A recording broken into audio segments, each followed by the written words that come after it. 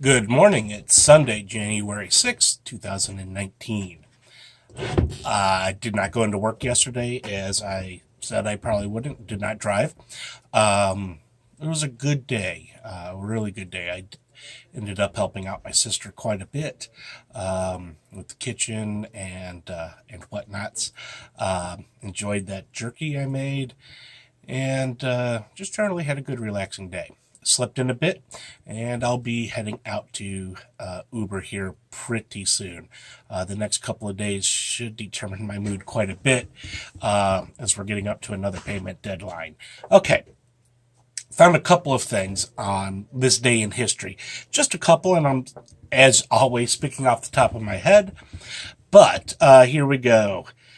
This is a big one for me currently. 1066 on this date. Harold Godwinson was crowned as King Harold II of England. Now, why is that important? Well, some of you that know the date 1066 may remember that as the last time England or Great Britain was successfully invaded, although, okay, yeah, we'll go with that. I'm not that far in my British history podcast yet. In fact, I'm not even up to 1066. I've spent several years on this podcast in the Anglo-Saxon era, and I do know a little bit about 1066, and it's a very interesting year in British history. At this point, basically English history and then the surrounding British areas. As many of you may know, England was taken over. We're not even sure if we can call it an invasion at this point, but it was certainly the leadership became, and there was an influx of population of the Anglo-Saxons, Jutes, and Frisians.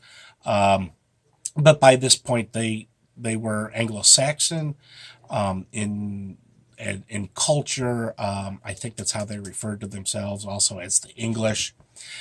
But there are many ties historically between the Anglo-Saxons, the English, the Brits, and the Vikings, or at least the northern men in the Viking era. And so in 1066, what we have is that early in January, England gets a new king.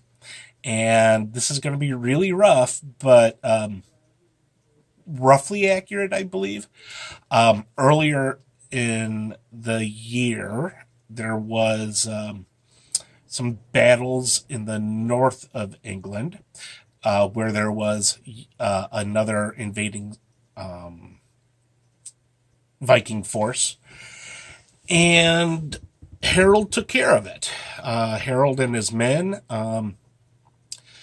repelled the invasion, but it left them very, very weak and vulnerable to another invasion coming from the Normans. Now, the Normans, a couple hundred years before that, were also Vikings that were harassing the coastlines of France. And they ended up working out a deal where I think it was Rollo the Walker, Rollo the Great, took possession of Normandy. And these particular Vikings within 100 years were very much French speakers, although with quite a bit of their own old Norse influences, but they were very much French speakers.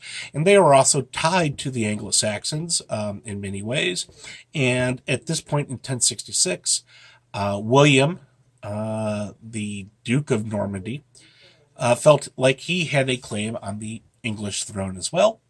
And so they went and invaded the south of England. Harold was able just to get the remnants of his forces and his men down to meet this invading force,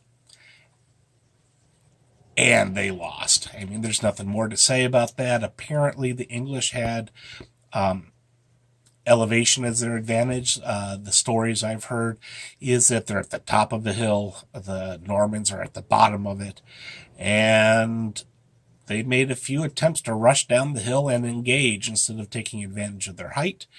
And well, they ended up losing. So today, Harold Godwinson became King Harold II of England, and before the year was out, England was run by the French. Interesting. 2011, we're going to jump way ahead here. On this date, George Bush was declared the winner of the 2000 election. So 2001, actually 5 weeks after the election. I was here to actually witness that. I very much remember staying up well past 4 a.m. watching the election night coverage. It was exciting. It was, you felt it was historical. You kind of knew that right from the beginning. And it got dragged out and dragged out. Those of you that know your American history a little bit might remember that it was a really weird and tough call to be making. And there were a lot of accusations going around. There are a lot of ideas of different parties and controlling different things. The Republicans really got hammered quite a bit on their Florida apparatus and how that may have influenced things. Anyway, the Supreme Court of the United States made the call. It was run mostly by, 5-4, run by a Republican appointed jurist. I don't think jurist is the name. Justices is what we call them. And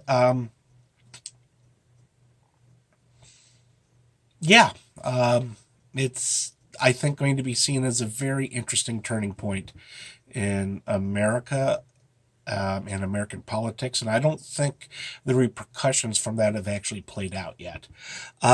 So 2 interesting things happening on today's date. The last thing I want to throw in is a birthday today. 1946, born today, Syd Barrett. And if you're a music fan, you might know that name. If you're not, chances are you don't.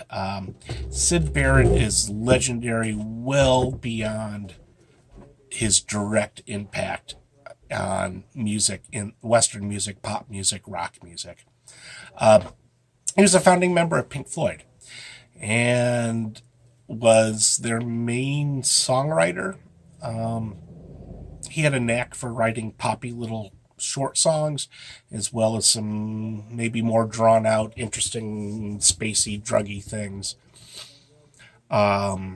Pink Floyd in this era was really big in the London Underground. And Syd became kind of a very popular local guy there. Unfortunately, he had some issues. A lot of people say it's drug related. Other people say he was mentally ill to begin with. Some will say one triggered the other or vice versa. But the bottom line is that Syd had some issues. Syd had some demons.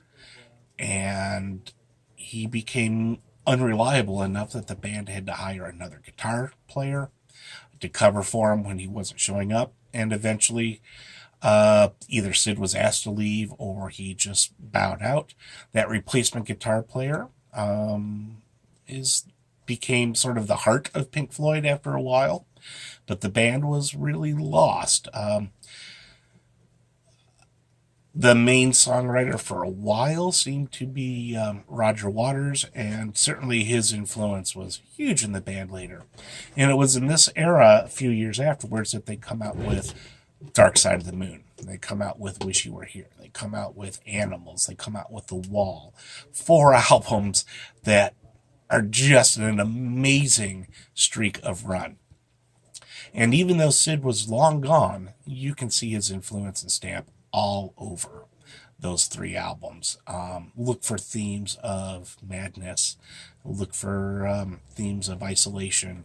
And I think you'll easily find them there. And Pink Floyd drew a lot of their inspiration for that, or so it said, from their time and relationship with Syd Barrett. So, thank you so much for sticking around. We're coming up on 10 minutes, much longer than I wanted. If you stuck around, I may be the only person watching them, and I don't actually go back and watch them. Although I do have someone, I think, from England. Hey, shout out if you're watching from another country. And if you just are watching and gotten this far, drop a note and let me know if maybe you're someone new I don't know about. All right, thank you so much. I'll talk to me again soon. Bye-bye.